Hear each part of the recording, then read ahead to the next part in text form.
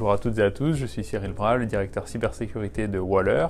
Je vais aujourd'hui vous parler des 10 commandements, des 10 bonnes pratiques d'hygiène numérique que recommande l'ANSSI, qui, si elles étaient respectées, permettraient d'éviter environ 90% des incidents de cybersécurité. Qu'est-ce que la cybersécurité? La cybersécurité, c'est un ensemble de mesures qui visent à protéger l'information, mais à garantir sa disponibilité, son intégrité, sa confidentialité et sa traçabilité. La cybersécurité, elle repose sur 3 couches. La première, la couche matérielle, votre ordinateur, votre box internet, les câbles, etc. La couche logicielle, le système d'exploitation, votre navigateur, tout, en fait, les logiciels que vous pouvez avoir sur votre ordinateur.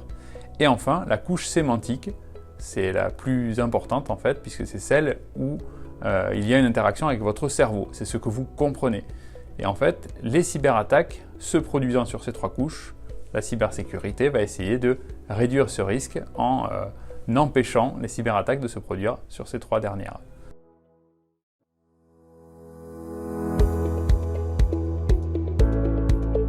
Donc, première mesure à prendre en considération, le choix du mot de passe. Un mot de passe, pour qu'il soit robuste, premier élément, c'est qu'il faut qu'il soit long.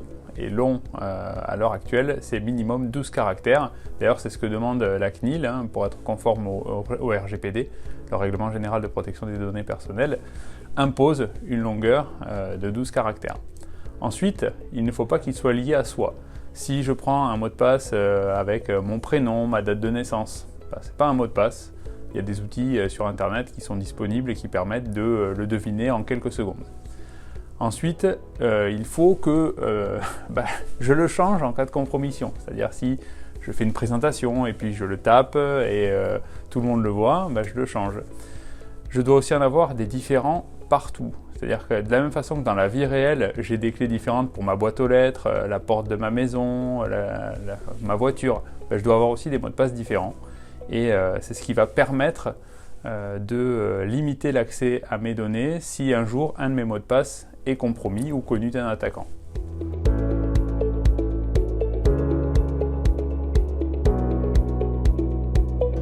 Deuxième aspect à prendre en considération, la mise à jour de son système d'exploitation et de ses logiciels. Il est essentiel d'avoir un système d'exploitation maintenu, c'est-à-dire que le fabricant ou l'entreprise qui le développe continue à produire des mises à jour pour ce système-là. Les mises à jour de sécurité, ce n'est pas juste fait pour changer la couleur des icônes, c'est bien évidemment pour corriger des failles de sécurité qui sont parfois activement exploitées. Donc dès que des mises à jour sont disponibles, il convient de les appliquer au plus tôt. Et si on a un logiciel qui n'est plus maintenu, il faut le changer. On ne peut plus se permettre de garder un logiciel qui n'est plus à jour.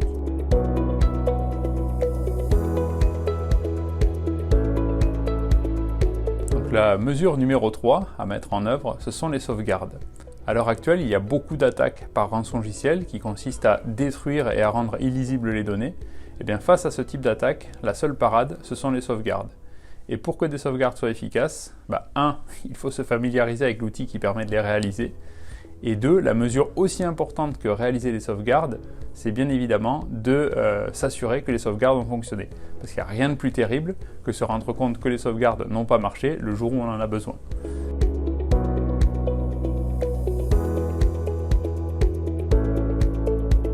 Autre point de vigilance, la séparation des usages. De la même façon que dans la vie réelle, vous faites la distinction entre votre vie professionnelle et votre vie personnelle, il convient d'en faire de même dans la vie numérique. Votre adresse mail professionnelle ne doit servir que pour vos activités professionnelles.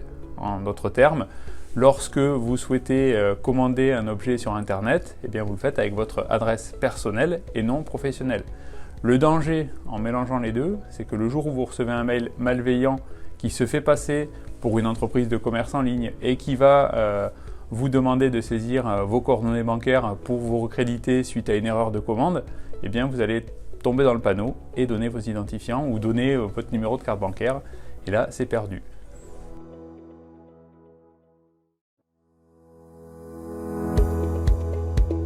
Donc la mesure numéro 5 à mettre en œuvre, c'est d'être vigilant.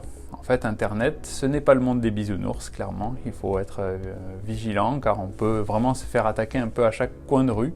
Et la transposition à la vie réelle est une des pratiques qui va vous permettre de lever des situations difficiles ou potentiellement malveillantes. Par exemple, je marche dans la rue, je croise quelqu'un qui me demande mon numéro de carte bancaire. A priori, si j'ai toute ma tête, je ne le donne pas. C'est la même chose sur Internet. Je ne suis pas en train de faire un achat et on me demande mes coordonnées bancaires, et bien je ne vais pas les communiquer. Encore un autre exemple avec la vie réelle, je marche dans la rue et par terre, il y a une canette de ma boisson préférée pas ouverte. Normalement, encore une fois, si je suis tout à fait conscient, je ne prends pas la canette, je ne l'ouvre pas et je ne la bois pas. C'est pareil avec un périphérique USB que je pourrais trouver dans la rue. Je ne le prends pas et je ne le branche pas sur mon ordinateur pour savoir à qui il appartient. Mais je le mets au recyclage directement, sans se poser de questions.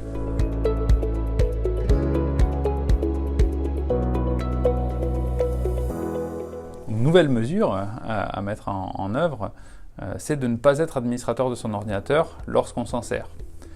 En fait, le danger, c'est surtout que à partir du moment où vous êtes administrateur, vous avez des privilèges élevés sur le système qui peuvent conduire à sa destruction ou à entraîner des dysfonctionnements. Pour éviter ça, l'idéal est d'avoir deux comptes.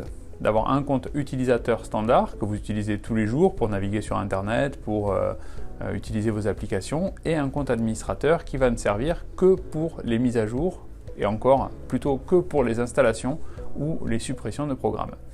Lorsque vous êtes administrateur, le danger pour votre machine, c'est que, outre le fait que vous pouvez faire des fausses manipulations et détruire des fichiers, comme je l'ai dit au début, lorsque un virus numérique s'installe sur votre machine, il a les privilèges administrateurs. Donc il va pouvoir faire beaucoup plus de dégâts, supprimer l'antivirus, désactiver des périphériques de sécurité.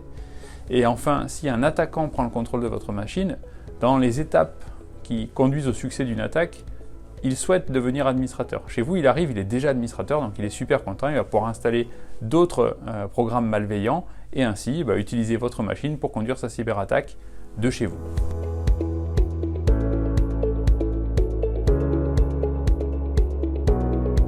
Lorsqu'on utilise Internet, il convient de protéger ses données personnelles. Pour cela, il suffit de ne pas être naïf en ne pas communiquant des données sur des sites dans lesquels on n'a pas confiance, et globalement s'assurer que le site sur lequel on saisit ces données est bien HTTPS. Ça, c'est bien important parce que ça permet de garantir que la connexion entre votre ordinateur et le serveur est sécurisée.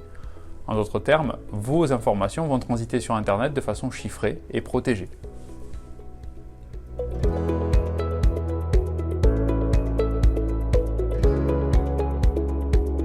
Lorsque vous recevez un message qui vous demande de le transférer à un nombre important de personnes, ayez en tête que ce mode opératoire n'est pas normal.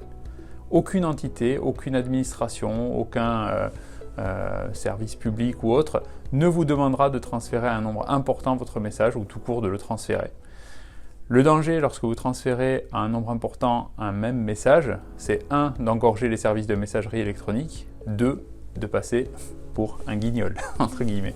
Parce qu'en fait, vous allez relayer une information qui n'est pas vraie, qui va engager parfois votre responsabilité, ou bien votre image, ou bien l'image de l'entreprise dans laquelle vous êtes, puisque vous allez relayer avec votre messagerie. Quand bien même vous auriez un doute, là où il n'y en a pas, pour moi, dès qu'un message vous dit transférer à tout votre carnet d'adresse, ça doit s'allumer en rouge dans votre cerveau, mais si vous avez un doute, vous avez un site qui s'appelle Hoaxbusters qui vous permet d'aller vérifier la véracité ou pas du contenu du message.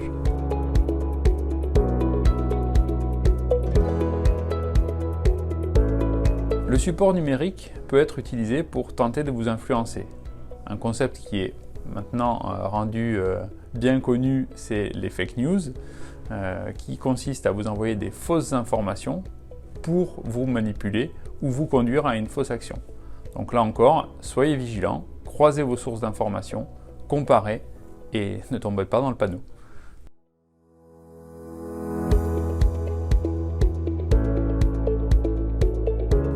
Lorsque vous recevez un mail, vous devez vous assurer que 1. Vous connaissez l'expéditeur.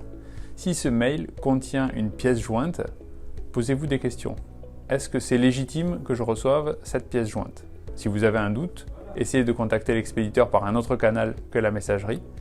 Si le message vous paraît légitime, avant de l'ouvrir, essayez d'analyser le contenu via un antivirus.